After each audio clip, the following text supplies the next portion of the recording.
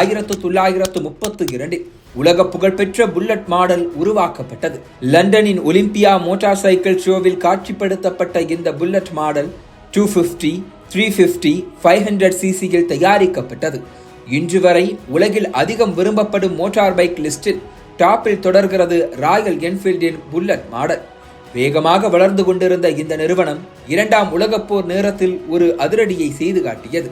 போரில் பயன்படுத்துவதற்காக விமானத்தில் இருந்து பாராஷூட் வழியாக இறங்கும் அளவுக்கு லைட் வெயிட்டில் ஃப்ளையிங் ஃப்ளீ என்கிற புது பைக் மாடலை உருவாக்கியது. இதனை இங்கிலாந்து இராணுவமும் போரில் பயன்படுத்தி கொண்டது.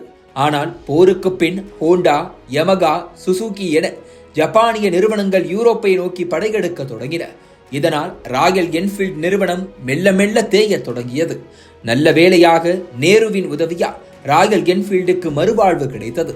புதிதாக சுதந்திரம் அடைந்திருந்த இந்தியாவின் எல்லைகளை கண்காணிக்க நல்ல ஒரு மோட்டார் பைக்கை தேடிக்கொண்டிருந்தது இந்திய பாதுகாப்புத்துறை.